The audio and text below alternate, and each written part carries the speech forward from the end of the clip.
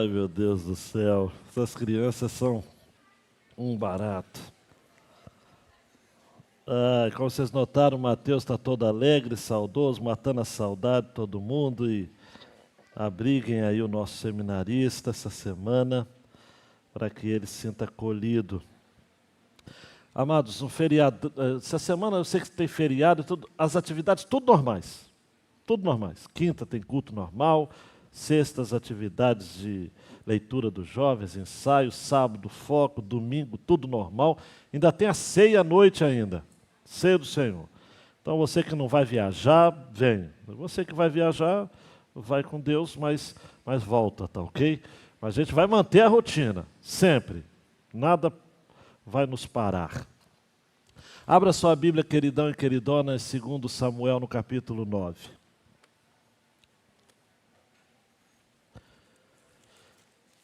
Esse é um dos textos mais extraordinários da Bíblia.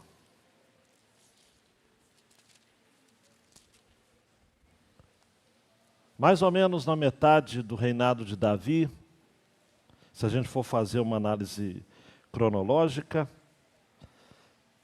nunca é demais lembrar que a Bíblia, no 2 Samuel, por exemplo, em especial, o 1 e 2 Samuel como um todo, não se preocupa com cronologia.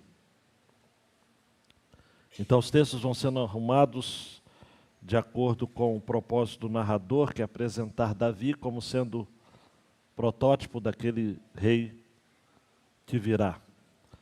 Quem recebe o meu Comece Bem a Semana, amanhã de manhã vai ouvir Comece Bem a Semana. E o texto vai ser bendito, o clamor da multidão ao receber Jesus no domingo de Ramos, né? Que era como se fosse hoje, né? O domingo antes da morte e ressurreição de Jesus. Bendito o reino que vem. Bendito que vem do reino. O reino de quem? O reino de Davi. Havia uma expectativa, então, de que o reino de Deus viria através da casa de Davi. E aprove a Deus que nós tivéssemos um texto, então, que ficasse marcado ou demarcado como sendo a bondade do rei. Um texto que aponta para um Davi misericordioso, amoroso, gracioso. Talvez, se você não gostar da palavra bondade, ou não quer não gostar, mas achar que pode se colocar uma outra palavra, poderia ser a graça do rei. É da mesma raiz da palavra do hebraico, tanto bondade quanto graça.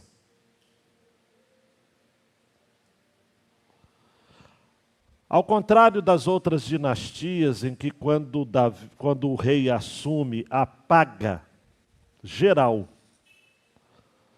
toda e qualquer lembrança, memória da dinastia anterior, matando inclusive os descendentes, os possíveis descendentes na linhagem real e do trono,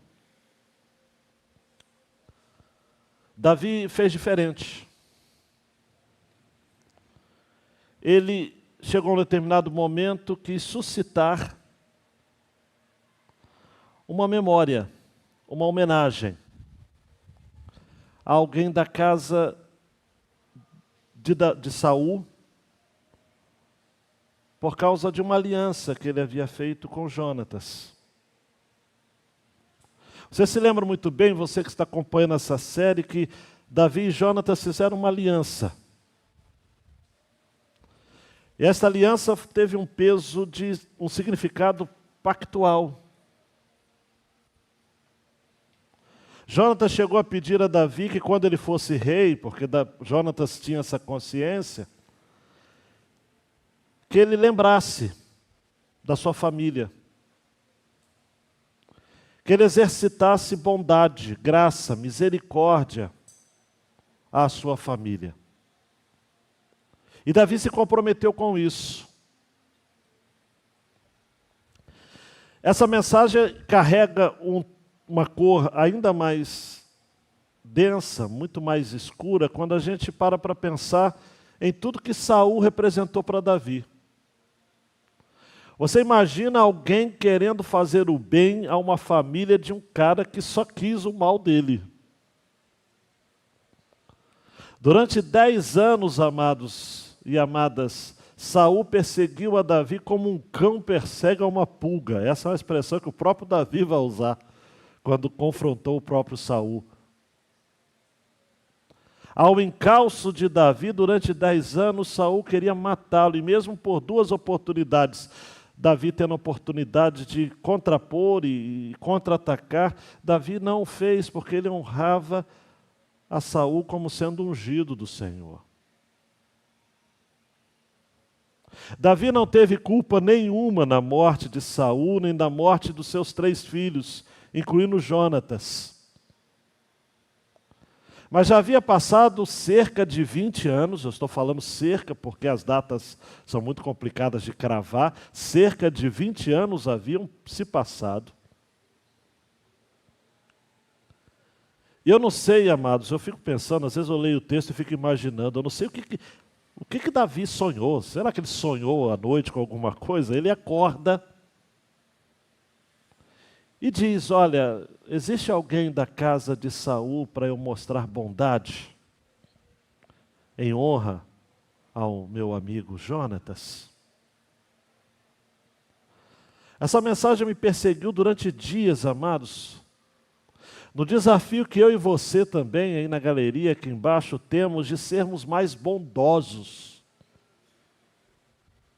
Na quinta-feira, quem esteve aqui ouviu das 2 bem-aventuranças que eu ministrei. A primeira, ser bem-aventurados são os misericordiosos, porque eles alcançarão misericórdia.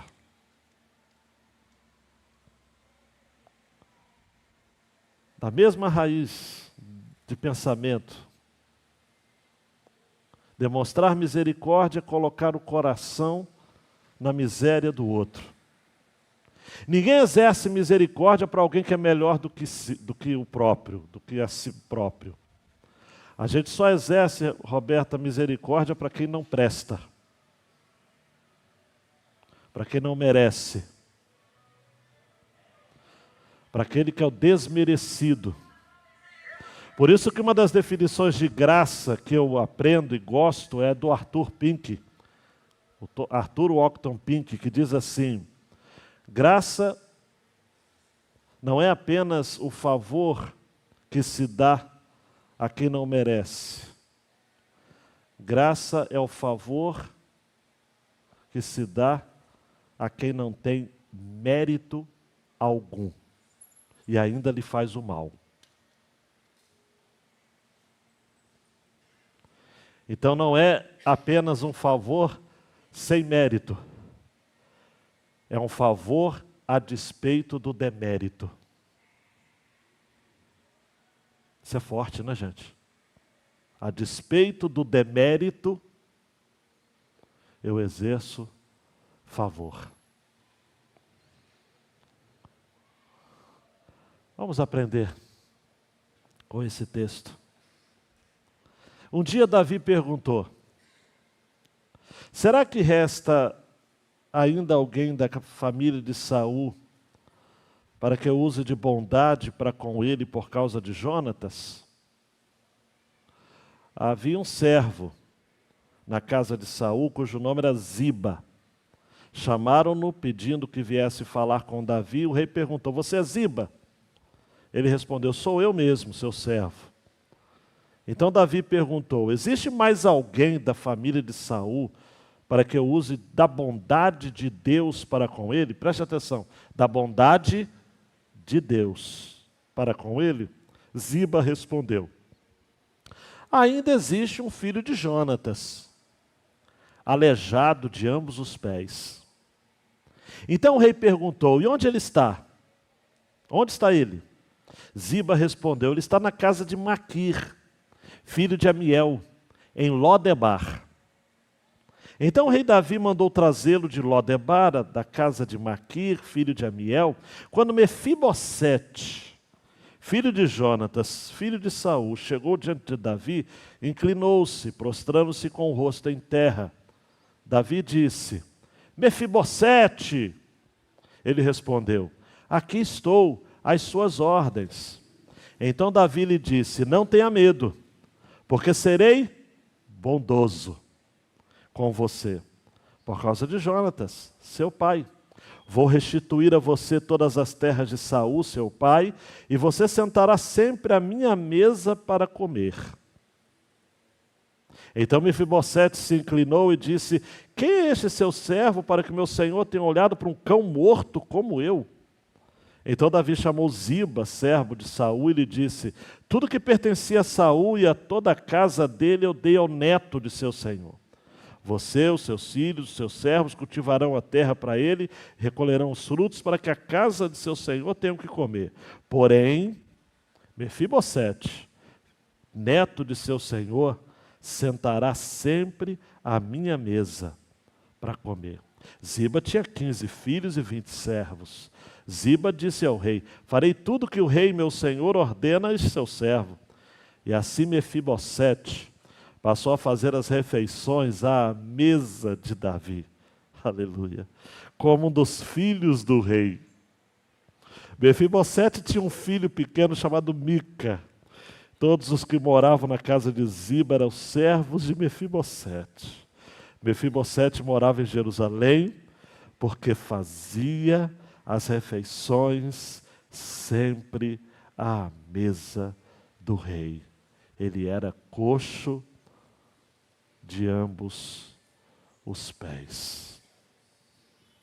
Ah, Deus, por favor, não esmaeça por conta da nossa incredulidade e distração o brilho da sua palavra, que ela radie e irradie nas nossas vidas, nesta noite, no nome de Jesus.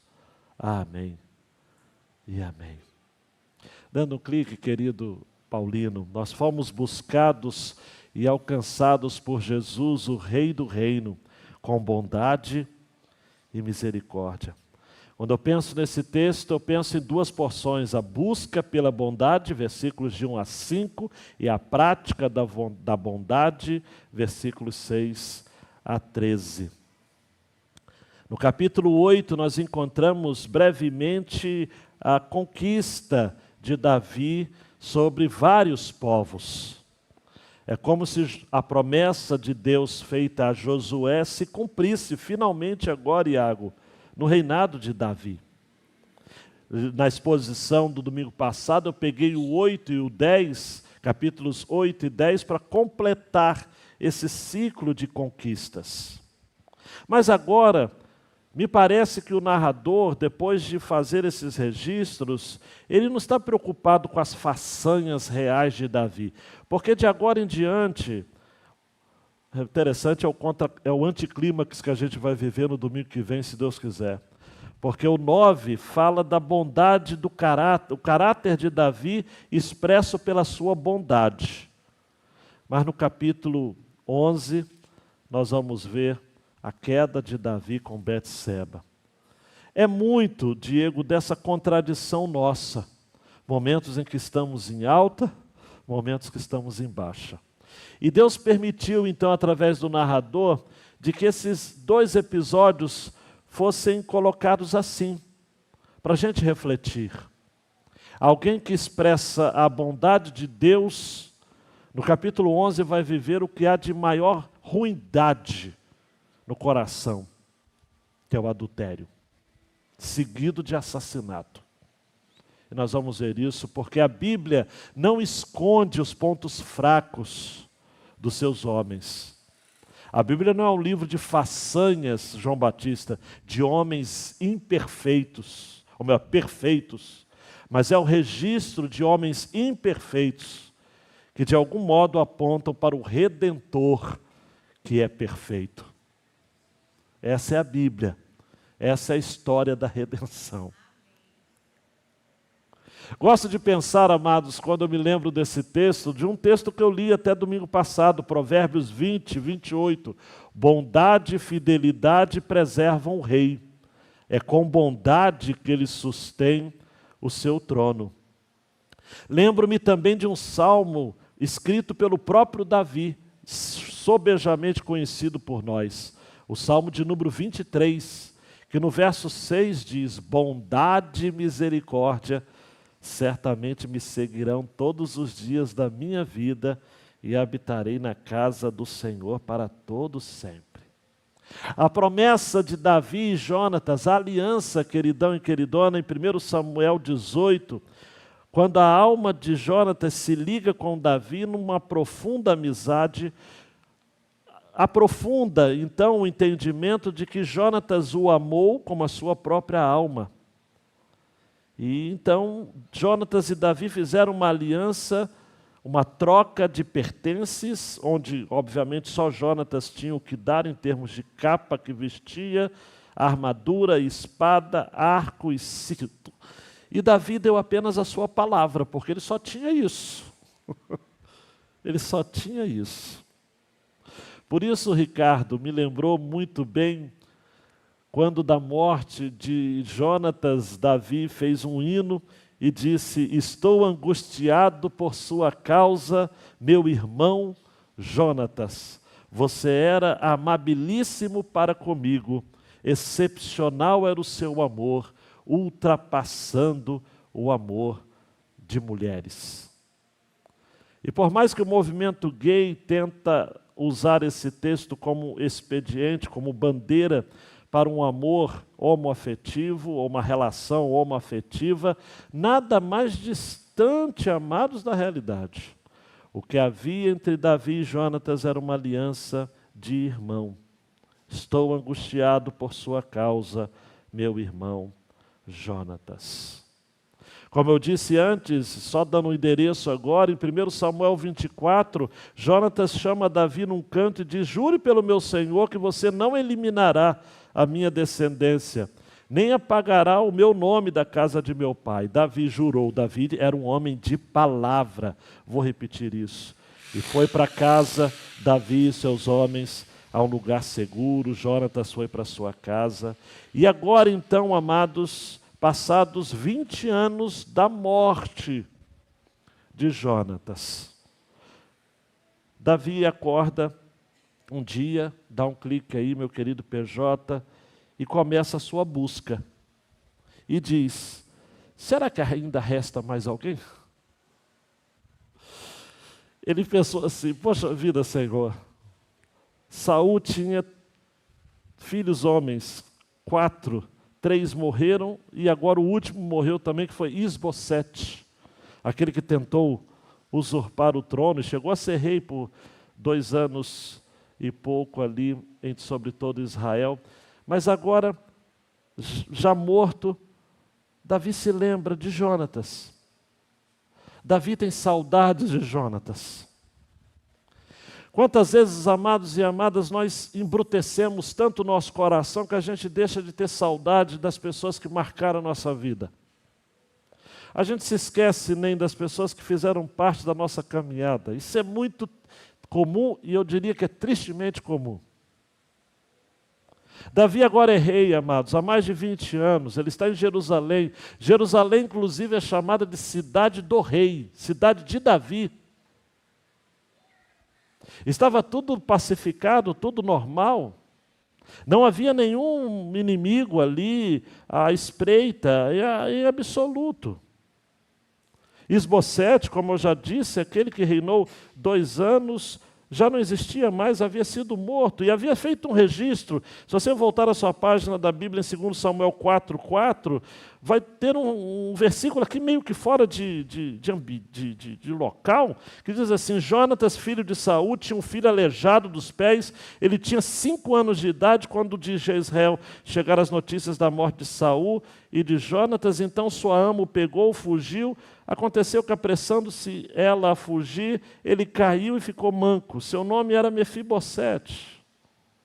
O narrador sabe da existência de Mefibosete, mas Davi não sabia até então.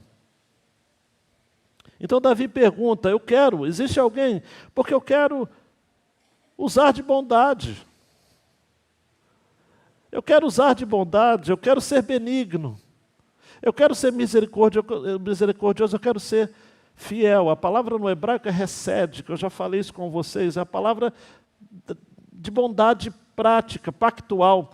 O Charles Swindoll diz assim, que poderíamos traduzir, ele traduz assim: há alguém em toda essa região a quem eu possa mostrar esse tipo de aceitação positiva, demonstrar essa espécie de amor? Porque não se tratava de um amor apenas romântico, mas é um amor leal, misericordioso, pactual, fiel, constante. Não é bondade emocional, é compromisso com uma aliança.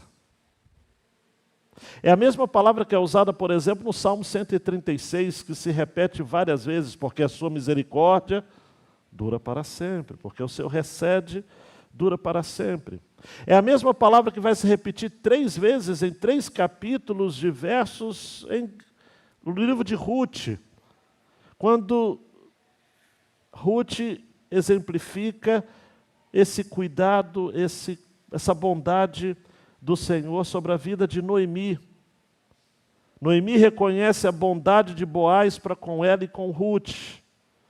Ruth invoca a bondade de Boaz ao se apresentar a ele no capítulo 3, e por aí vai. Essa palavra tem um peso teológico muito forte, porque fala, no livro de Ruth em especial, dessa providência de Deus que opera através da bondade e da fidelidade humana.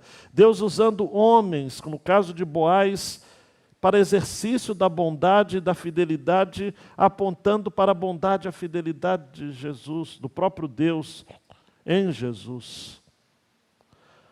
A bondade na Bíblia, nesse sentido, não é apenas algo sentimental, é uma ação concreta, de compromisso, de cuidado.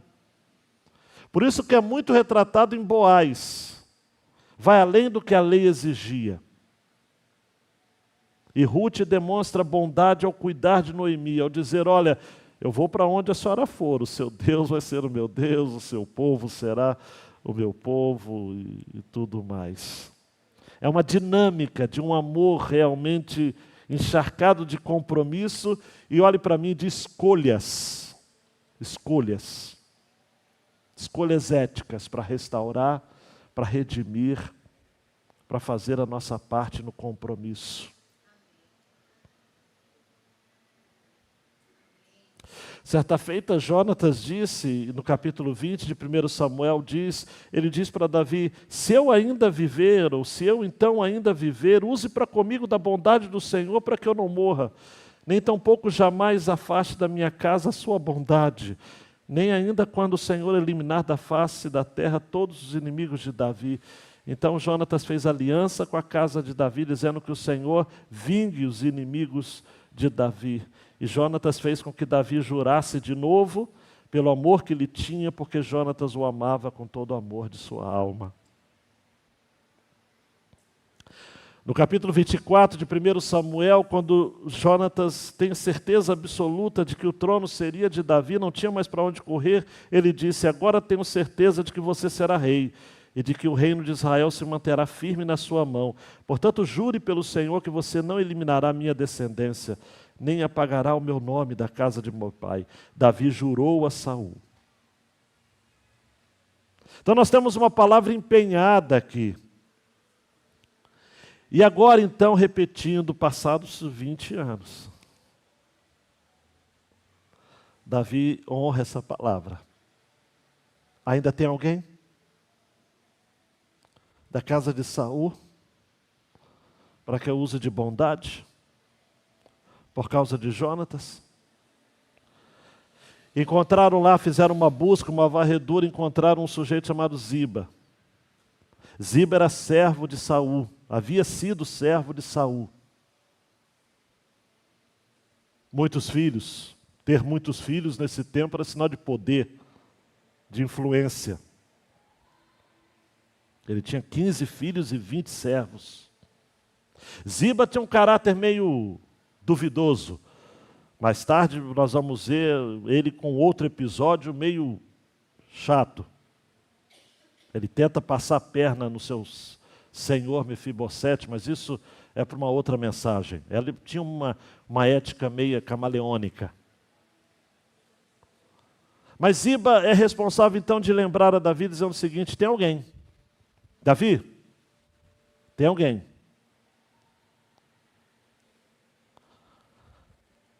Versículo 3. Ainda existe um filho de Jonatas. Eu leio esse texto, amados, eu não sei vocês, mas eu fico assim pensando. Ele diz assim, ainda existe um filho de Jonatas. Por que não tem um ponto final aqui? Porque Roberto Ziba ainda tem que deixar um detalhe. Aleijado de ambos os pés. É como se é o seguinte, tem um rei, mas ele é aleijado. Isso tem dois sentidos. Primeiro, depreciação. Vamos lá, depreciação. Tem um homem, mas o coitado é aleijado. Você já fez esse tipo de comentário? É meio capacitista que chama isso, né? É você fazer um comentário meio que com um preconceito em relação às condições físicas, intelectuais da pessoa, né? Tem um rei. Pô, mas o cara é aleijado. Tem esse sentido. O segundo sentido é o seguinte: tem um, mas pode ficar tranquilo que ele não vai dar problemas no sentido de pleitear o trono, porque ele é aleijado. Tem esses dois sentidos. Você fala, pastor, qual dos dois? Eu diria, os dois. Tem tanto de um quanto do outro.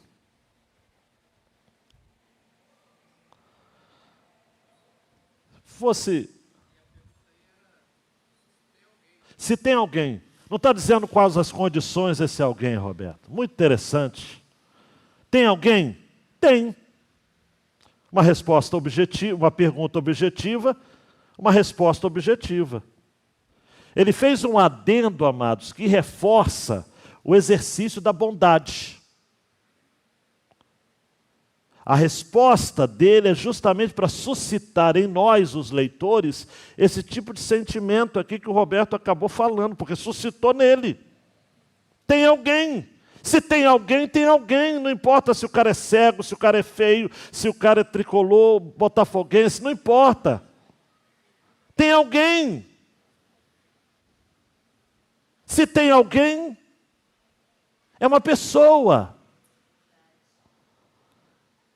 É um ser humano. Mas o texto evoca, ele é aleijado. E aleijado de ambos os pés. Aí, meu queridão, minha queridona, você me permita usar uma metáfora do futebol? A bola volta para Davi. E Davi mata no peito e sai jogando porque ele diz, traz ele para cá. Onde ele está? E aí fala o seguinte, está na casa de Maquir, filho de Amiel, lá em Lodebar, né? lá perto de onde Saul morava, Gibeá. Lá em Lodebar. Quem gosta de significado de palavras sabe que no hebraico Ló é o prefixo não. Debar vem da palavra dabar, que significa palavra. Não palavra. Pode ser traduzida como terra do silêncio. Ele está lá em Lodebar. Ele está esquecido. Mefibosete foi silenciado. O próprio nome Mefibosete, para quem gosta de curiosidade, é triste, porque Isbosete, o outro filho de Saul, era homem da vergonha. Is vem do hebraico ish, homem, bosete, vergonha. Homem da vergonha. Mefibosete, vergonha destruidora. Agora, Kelinha, poderia ser pior do que isso? Um homem numa terra do silêncio, cujo nome significava vergonha destruidora.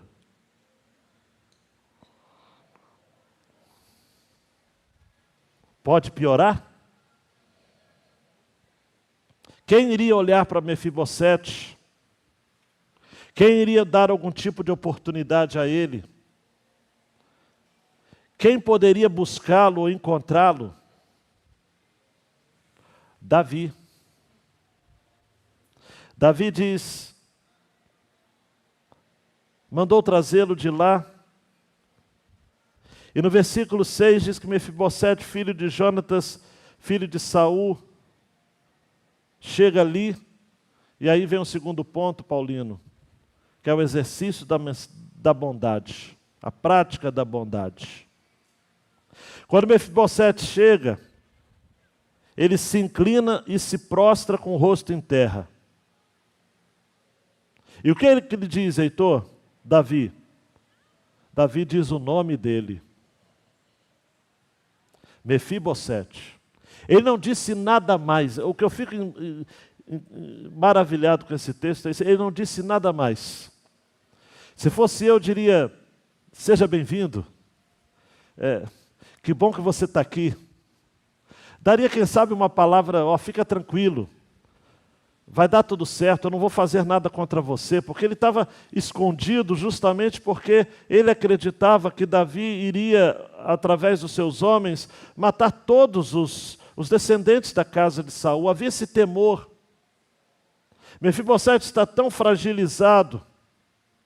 Com 5 anos de idade, amados, ele havia fugido. Está lá no texto que eu li, no 2 Samuel 4:4, ele tinha 5 anos de idade, quando chegaram as notícias da morte de Saul, a sua ama o pega, foge, e ele cai e fica manco. A sua vida era uma vergonha, amados. Ele nunca havia conseguido, por exemplo, se movimentar. Ele tinha um filho chamado Mica, então tinha uma família, mas a despeito disso, a sua imagem, a sua estrutura era extremamente fragilizada. E aí, amados, Davi o vê e chama pelo seu nome. Mefibosete. Quando a graça de Deus lhe alcança, meu queridão e minha queridona, ele não quer fazer perguntas acerca do seu passado. A graça não quer saber o que você fez com as oportunidades que você perdeu. A graça de Deus não quer saber se você está se esforçando para ser um cara correto ou uma pessoa melhor. A graça só quer lhe chamar pelo seu nome. Deus sabe o seu nome. Davi nos põe aqui diante de um testemunho, de uma graça que não procura feitos que mereçam amor. Uma graça que opera em separado da resposta ou da capacidade do indivíduo. Charles Swindoll vai dizer uma graça que é unilateral. Uma graça que é como se Deus se dando em plena aceitação de alguém que não a merece, nem jamais poderá adquiri-la e nem jamais poderá pagá-la. Nós estamos diante aqui, Zeca, de um rei forte, famoso, um cara de batalha, um cara que no capítulo 8 e 10 mata todo mundo, mata os povos, faz um círculo, mata o moabita de um lado, preserva o outro, os amonitas, e os edomitas, e os arameus, e os sírios. Ele, desculpa a expressão popular, ele paga geral, ele apaga geral. Mas aqui, a sua expressão de riqueza, de fama, se esvai diante de uma auto-humilhação. Me lembra Filipenses capítulo 2, não é?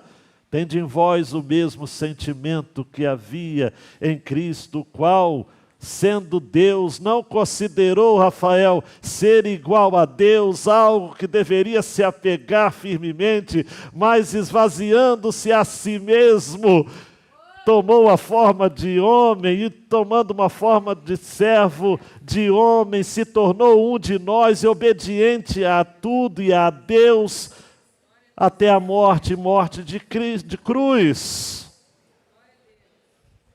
É tudo isso. É alguém famoso, rico, poderoso, que se humilha diante de alguém que representa tudo que Davi não era. Estamos diante de um homem que representa tudo o que Davi não era. Mefibosete. Ele chega com temor. Ele chega se prostrando. Ele chega se inclinando.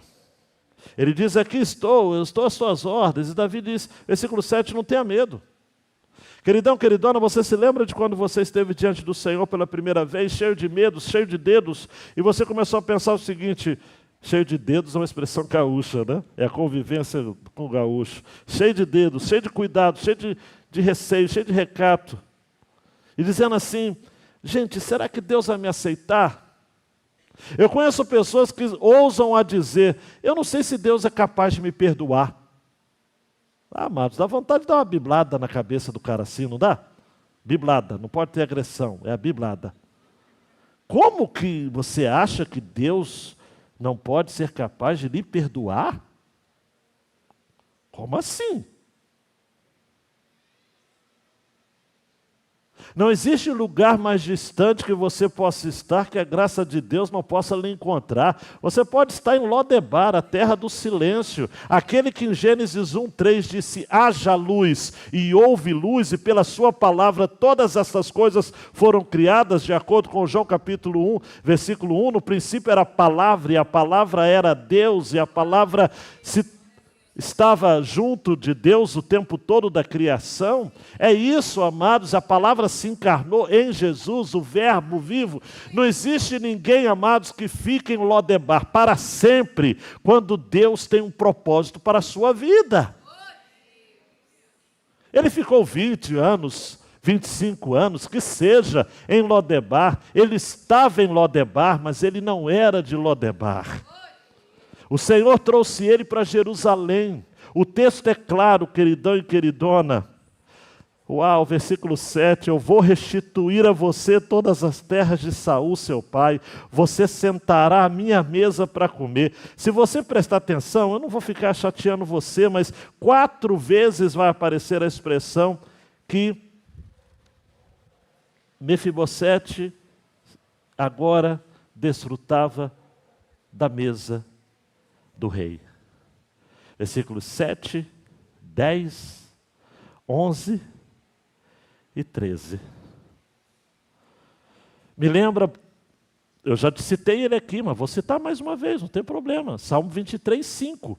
Preparas uma perante, na presença, unges a minha cabeça com óleo, o meu cálice transborda. Preparas uma mesa. Mesa é comunhão. Mesa é ceia, é alimentação, é comunhão, é partilha.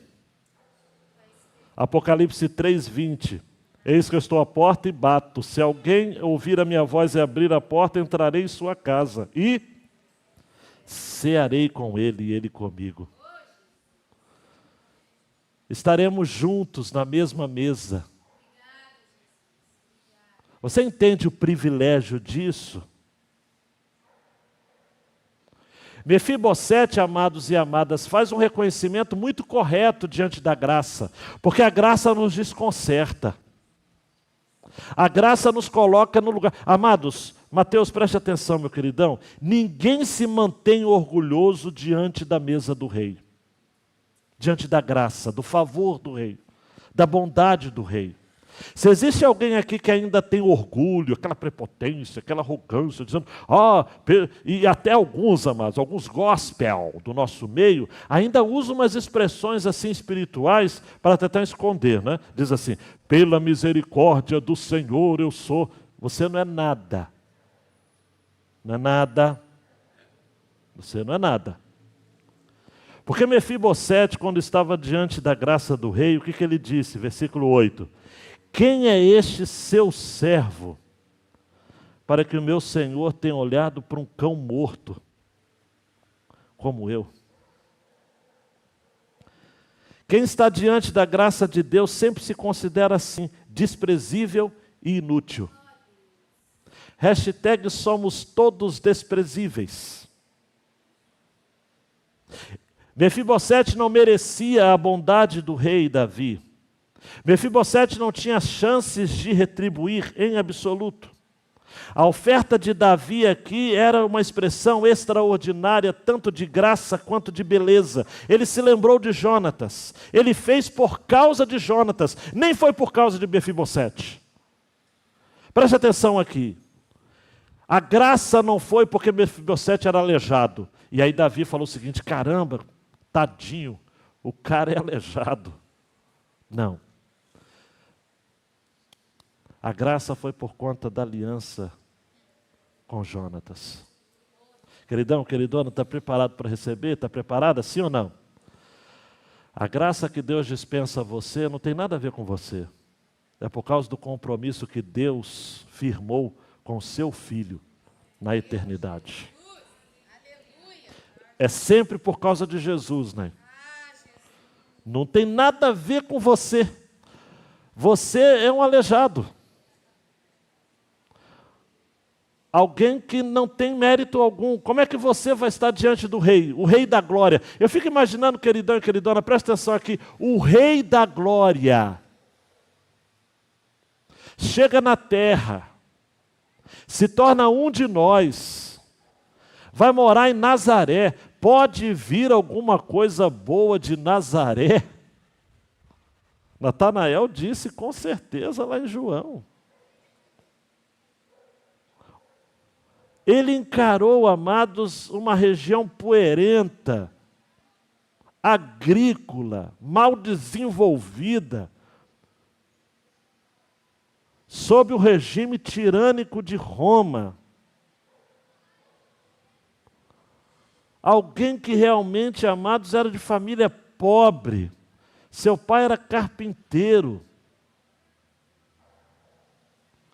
Mas Jesus, para usar a linguagem de Paulo em 2 Coríntios 8, ele se fez pobre, para que pela sua pobreza, hoje nós fôssemos enriquecidos. O Evangelho, amados, nos nivela tudo, a todos. Mas presta atenção aqui, nos nivela por baixo.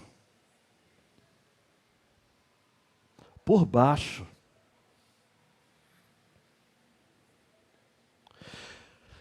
Eu não consigo deixar de me lembrar. Em Mateus 15, quando Jesus passa em Tiro e Sidom, Regina, e uma mulher cananeia, clamava diante de Jesus, dizendo: Senhor, filho de Davi, tenha compaixão de mim, porque a minha filha está horrivelmente demoniada. Jesus não responde nenhuma palavra. Olha para mim, nenhuma palavra. Deixa clamar. Jesus deixa passar, aparentemente, Jesus deixa passar batido. E os discípulos aproximando ainda, porque os discípulos eram bravos, né? Ô, gente brava, gente ruim, mande essa mulher embora. Ela está gritando aí. Jesus disse: eu não fui enviado senão as ovelhas perdidas da casa de Israel. Jesus não detesta a fé desta mulher. E ela vem e adora Jesus, dizendo: Senhor, me ajude. E Jesus ainda, Lúcia, para testar a fé, você conhece essa passagem assim, não é correto pegar o pão dos filhos e jogar os cachorrinhos. Usa a mesma expressão que Mefibosete diz: eu sou um cão morto. Essa mulher poderia dar meia volta e dizer o seguinte: caramba, eu pensei que Jesus era uma coisa, mas não é. Eu não vou me rebaixar tanto. Tem gente que é assim, né? Eu não vou me rebaixar tanto. Ninguém pisa em mim. Ninguém manda em mim. Ninguém me desmerece. Eu quero ir para uma igreja para ouvir uma mensagem que eu sou filho do rei, eu sou vencedor, eu posso tudo, eu sou empreendedor de sucesso, eu sou o cara. E aí você vem aqui num domingo, na igreja, para ouvir que você é um cão inútil. Não sei se essa igreja tem futuro. Realmente eu, às vezes, fico pensando, será que ela tem? Mas é para isso mesmo, porque essa mulher, ousadamente, chega para Jesus e diz assim: é verdade, Eu me emociono, gente. Desculpe, eu me emociono. É verdade, Senhor. Pois os cachorrinhos comem das migalhas que caem da mesa dos donos. O Senhor está mandando o pão para Israel, eles são os donos, né? Veio para o que era? João. Só que eu vou ficar aqui como cachorrinho só para comer das migalhas. Porque, William, para quem está passando fome, uma migalha vira um banquete, cara. Jesus então fica encantado com essa mulher e ele exclama. No grego, ele grita: mulher, que grande fé você tem. Que seja feito como você quer. Eu não consigo deixar de ver esse texto, amados, em que Mefibosete recebe todos os bens de Saul, que são administrados pelo servo Zipa. Davi chama Zipa, lhe encarrega disso, porém 4 vezes diz, versículo 7, você estará sempre à minha mesa para comer. Versículo 10, porém Mefibosete, neto do seu senhor, sentará sempre à minha mesa para comer. Versículo 11, assim Mefibosete passou a fazer as refeições à mesa de Davi como um dos filhos do rei. Ele era como um dos filhos do rei.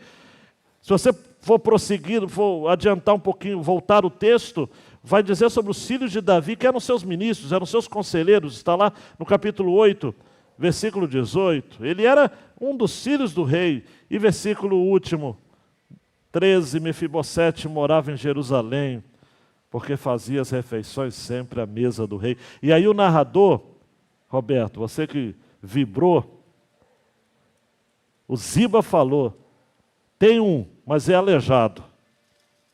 E o narrador disse, Mefibosete morava em Jerusalém porque fazia as refeições sempre à mesa do rei.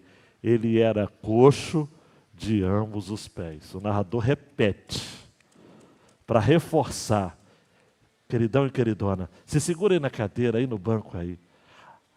É como se o narrador dissesse o seguinte, se você perder isso, você vai perder a mensagem. Aí não vai adiantar. A despeito de, é uma interpretação, de acordo com a sequência do texto. Não é textual, é intertextual. A despeito de dele ser coxo de ambos os pés, o lugar dele, onde é, Pati? É na mesa do rei. Você quer uma outra sacada? Você quer uma outra sacada aqui?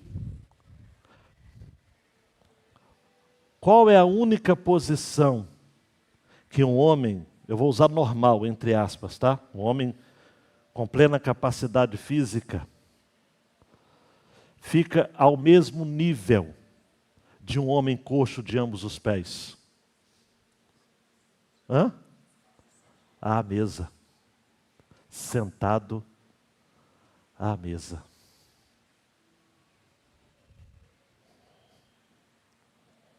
Não dá, amados. A graça reflete um Deus que se nivelou a nós, que se colocou diante de nós, amados, em nossa condição. O Verbo que se fez carne, em João 8, habitou entre nós, cheio de graça e verdade, e vimos a sua glória, como a glória unigênita do Pai. Eu não sei por que o pessoal colocou na cabeça que crente hoje tem que vencer, tem que ser vitorioso, tem que avançar, tem que ter dinheiro, tem que ter fama, tem que ser o cara, a gente tem que tomar esse país de assalto. Eu não sei, porque na verdade o que a gente entende do Evangelho, e tomar de assalto nos dois sentidos, né? Tomar de assalto, de repente tomar por assalto também, como a gente tem alguns, né? Fecho aspas. A ideia, o Evangelho não tem nada a ver com isso. O Evangelho é um rei que, para se colocar diante de nós, o único jeito é Ele nos convidar para a sua mesa. Por isso que eu estou persuadido, PJ, se você der 2 cliques aí, o povo vai ler. que antes de Deus gritar no início da criação, haja luz, ele já havia decidido viver sob outro lema: haja graça. Haja graça. Davi honrou aqui a amizade com Jonatas, buscou oportunidade para demonstrar bondade a um dos seus descendentes. É graça. Graça opera independentemente do mérito, a despeito do mérito. Mefibosete era incapacitado em ambos os pés, sua condição física simbolizava a sua realidade espiritual. Ele era aleijado, incapaz de caminhar. O ser humano sem Cristo também está impedido na direção de Deus. Ele vivia em Lodebar, que significa terra do silêncio, uma terra estéril. Da mesma forma que nós também, sem Cristo, estávamos em uma terra de aridez espiritual, estávamos longe de Deus.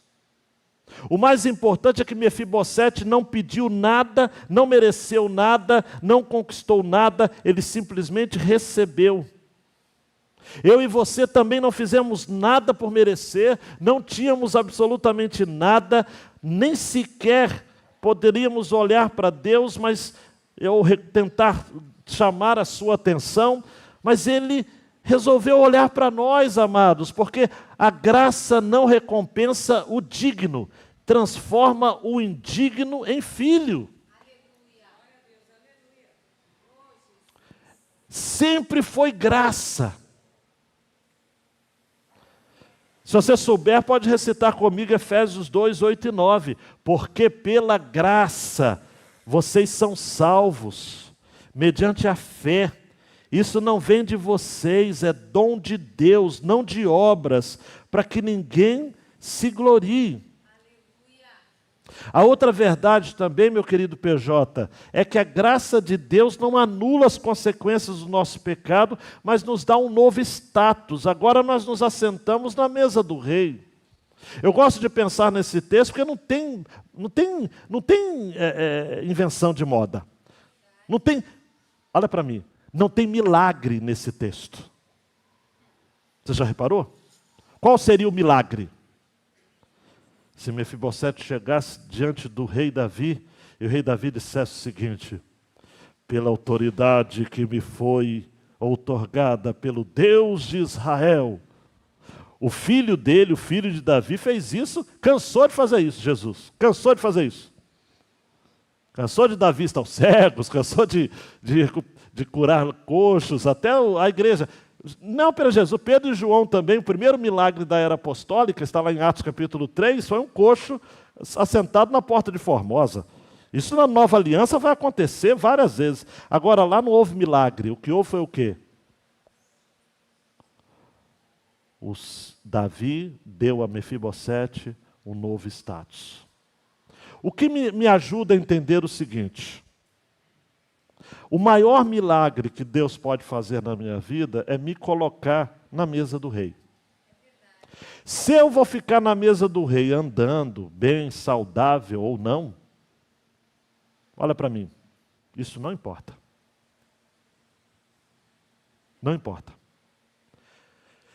Olha, gente, tem um hino que nós cantamos do cantor cristão, o 7 do cantor cristão é o 32 do Inário para o Culto Cristão, que diz assim: mas seu amor aos homens perdidos, das maravilhas, é sempre a maior.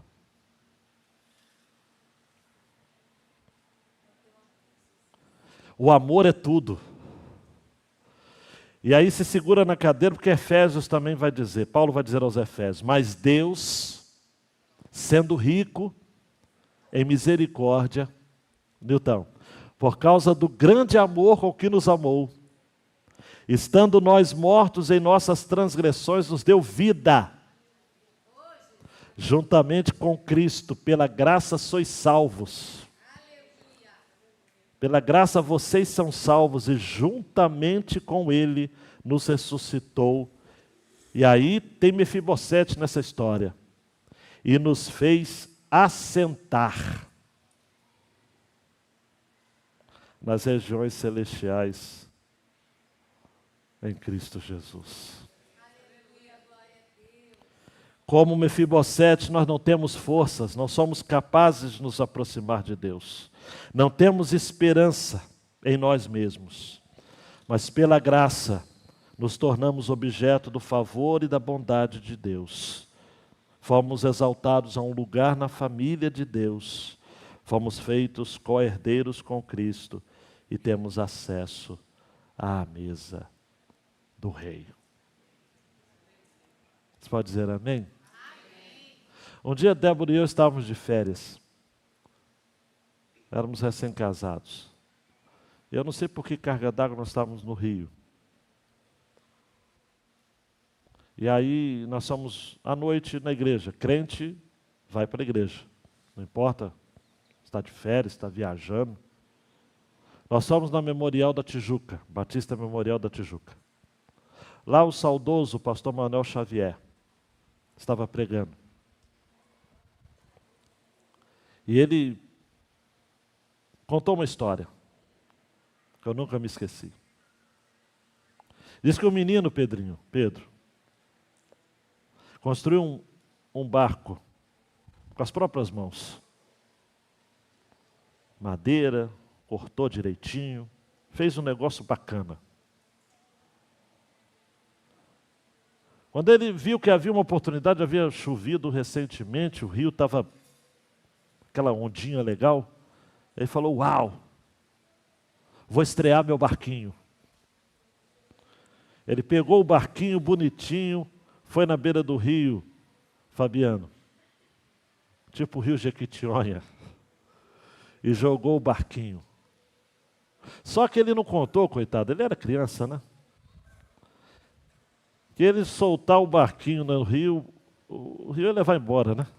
Ele levou o barquinho dele. Ah, mas ele chorou, gente. Imagina o menino que chorou, Marquinhos. Passados um tempo, ele estava na cidade e tinha uma loja vendendo artigos de artesanato. Ele passa e vê na vitrine algo que lhe chamou a atenção. O que era? Era o barquinho. Ele chega, bate na porta, entra, olha para a vitrine, Jesus, e diz assim, Senhor, este barco é meu. Pô, o cara deu uma risada. Tá maluco, cara? É seu como? Já tá vendendo. Não, mas eu fiz ele. Rapaz, não importa, ele está onde agora? Ele tá onde? Sai daqui, menino. Volta só quando você tiver o dinheiro, é tanto. Beth, ele foi para casa, o menino arrasado, hein? Pensa o menino arrasado. Chegou lá e ele lembrou que tinha um tal de cofrinho lá que guardava para fazer alguma coisa que ele queria no final do ano. Só que ele tinha dinheiro, ele tinha um plano para aquele dinheiro, mas ele falou, caramba, mas eu quero meu barquinho. Aí ele vai e quebra. Conta a moedinha e vê que tinha um dinheiro ali.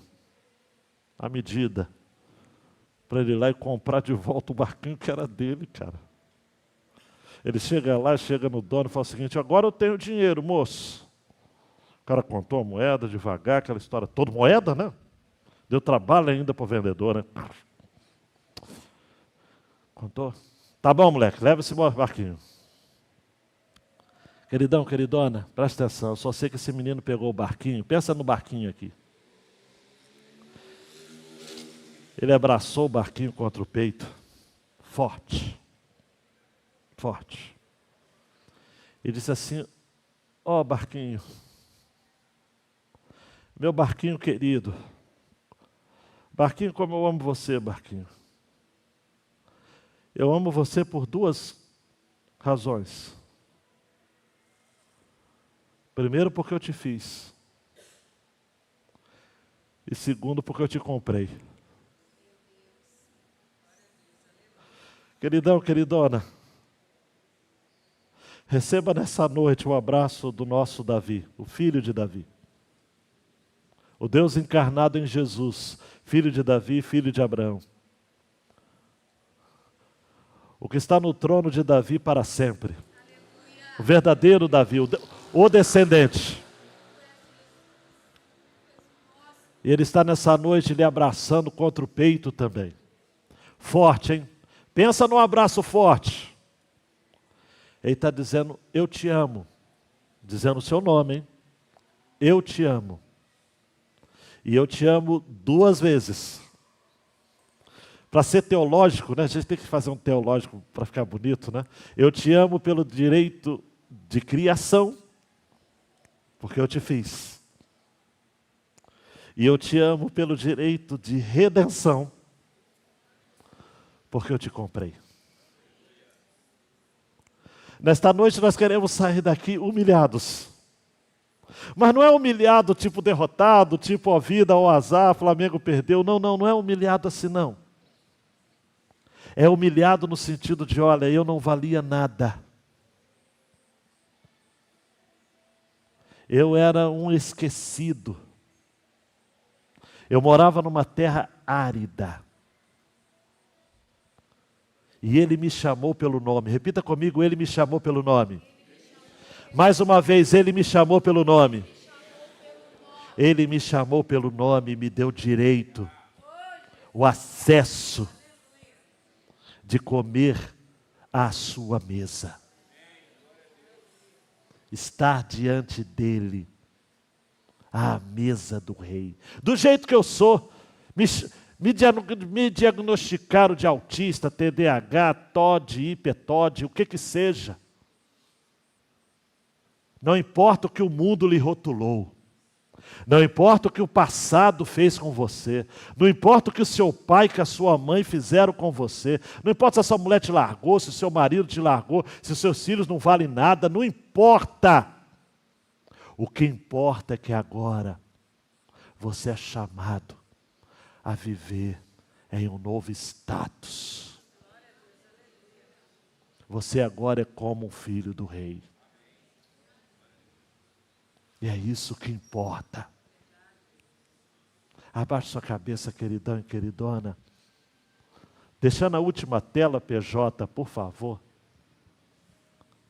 Só que a tela está no sentido mais geral, né? Fomos buscados e alcançados por Jesus, o Rei do Reino, com bondade e misericórdia, tá ok? A frase foi construída assim, para ficar numa formatação apropriada para a pregação.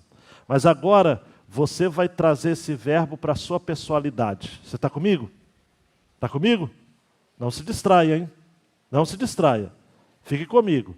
Você vai dizer, eu fui buscado e alcançado por Jesus, o Rei do Reino, com bondade e misericórdia. Nessa noite, não importa, queridão e queridona, eu preciso fazer esse apelo para você. Não importa como você chegou aqui.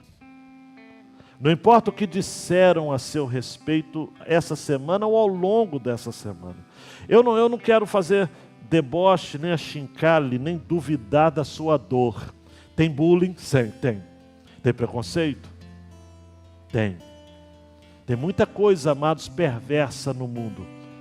Tem muita gente má nesse mundo, mas tem também um Deus cuja graça vai te alcançar, aonde quer que você esteja. Então eu quero desafiá-la a ficar de pé. E se você nesta noite deseja ser encontrado por essa graça, você vai descer da galeria, vai vir aqui à frente, e você vai dizer, eu fui alcançado, o Senhor me buscou, e hoje eu estou aqui nesta noite dizendo, eu quero estar à mesa do Rei, eu quero desfrutar da sua companhia, eu quero ter essa nova identidade. Sai do seu lugar, vem aqui à frente. Você que está se preparando para o batismo, você que está se preparando para se reconciliar, e você sabe que tem muitas lutas, você que talvez até deva ser aceito amanhã, ou da classe de batismo já está fazendo parte, mas está com muito medo de não chegar ao fim, está com muito medo de não conseguir vencer as adversidades, os entraves que a vida vai lhe colocar no caminho. Sai do seu lugar, vem aqui Nós vamos ter gente aqui orando por você. O Mateus vai estar orando por você. O Jesus vai estar orando aqui por você também. Irmãos, se for as irmãs, a Regina, a Tayane, vão estar orando por você. Vem aqui, vem. Quero até chamar esses que eu citei pelo nome para virem à frente, para você descer da galeria e vir para cá. Está difícil você se reconciliar, não está? Está difícil você vencer dificuldades para vir. Então vem, sai do seu lugar e você vai dizer: Jesus, me ajuda a retornar para a sua casa. Me ajude a retornar para viver aquilo que eu não quero mais perder. Eu não quero mais me afastar. Sai do seu lugar. Vem aqui à frente, vem. Vem você, que precisa de força, que precisa de ânimo, que precisa de alegria, que precisa de disposição. Você que precisa de graça. Sai do seu lugar, vem aqui à frente, vem. Vem. Vem você.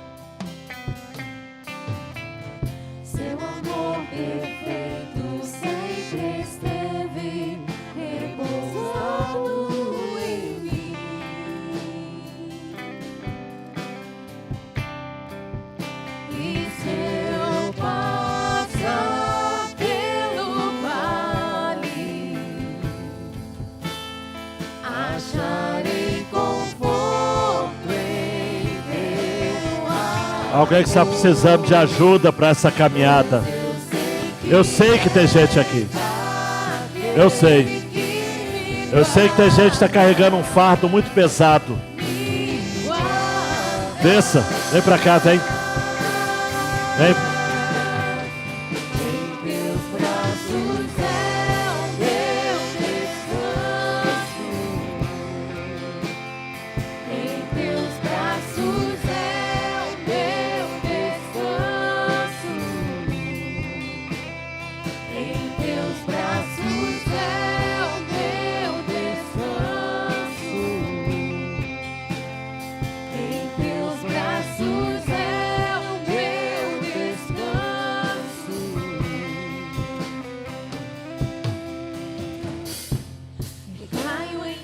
A gente precisa reconhecer que está perdido,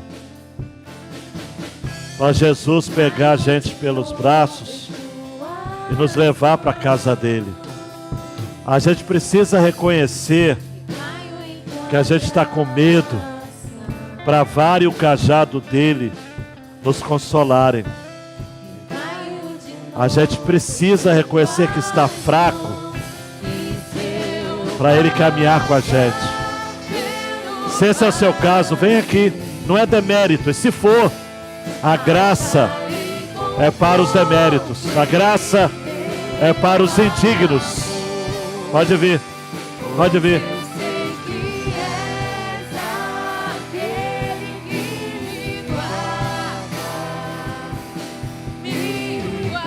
Levante bem alta a sua mão, grite diante do Senhor.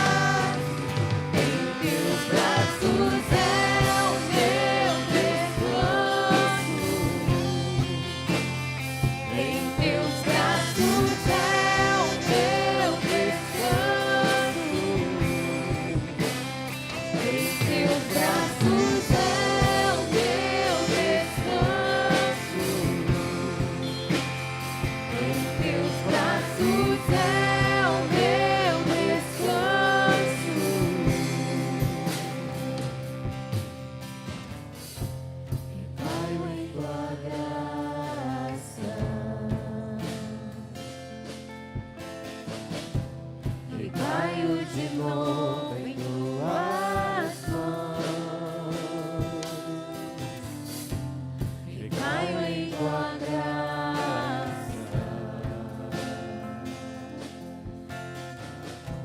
Recaio de novo em tuas mãos.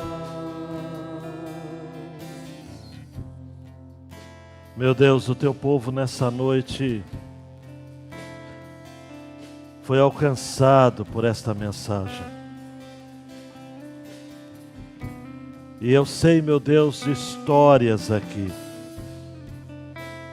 Histórias similares, em aspectos muito contundentes, com a de Mefibosete, o homem da vergonha, junto com Esbocete, o homem da vergonha, Mefibosete, uma vergonha reprovadora. Um histórico de vergonha, de silenciamento, de morte da esperança, de limitação de movimentos, como sendo coxo. E nós estamos aqui nessa noite à luz da sua palavra, fazendo deste culto um encontro, uma aliança, uma celebração desse seu amor que nos alcançou em Cristo. Que o Senhor nesta noite, de maneira muito especial, peculiar mesmo, venha abençoar a vida do meu querido que está aqui. O Senhor o chama pelo seu nome, como Davi chamou a Mefibosete pelo nome. Que o Senhor agora,